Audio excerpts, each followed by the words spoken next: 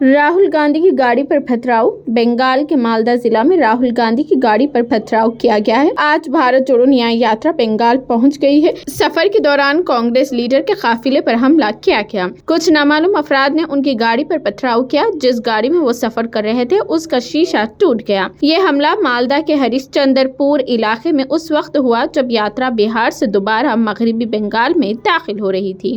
Congress leader उधैर Ranjan Chaudhary ने दावा किया है कि चाहशु में एक कार जिसमें राहुल गांधी मगरबी बंगाल के मालदा जिला में भारत जोड़ो न्याय यात्रा के एक हिस्से के तौर पर सफर कर रहे थे। नामालूम अफराद ने पथराव किया। इस वाकये में गाड़ी की पिछली खिड़की का शीशा टूट गया, लेकिन गांधी को कोई चोट नहीं आई। इस वाकये की जानकारी देते हुए कांग्रेस लीडर उधैर रंजन चौधरी ने कहा, पीछे से किसी ने पत्थर फेंका होगा, पुलिस नजरअंदाज कर रही है। ये वाकया लापरवाही की वजह से हुआ है, कोई बड़ा वाकया भी हो सकता था। कांग्रेस के रुकने पार्लियामेंट राहुल गांधी की भारत जोड़ो न्याय यात्रा चाहशु में को दोबारा बंगाल में दाखिल हो गई। इस दौरान यात्रा मालदा और मुर्शिदाबाद से गुजरेगी। हालांकि उससे पहले कांग्रेस ने ममता हुकूमत पर यात्रा के लिए ताउन न करने का इल्जाम लगाया। बंगाल कांग्रेस के सदर उधैर रंजन चौधरी ने दावा किया कि वो ममता हुकूमत ने राहुल गांधी के मालदा और मुर्शिदाबाद के प्रोग्राम की इजाजत देने से इनकार कर दिया।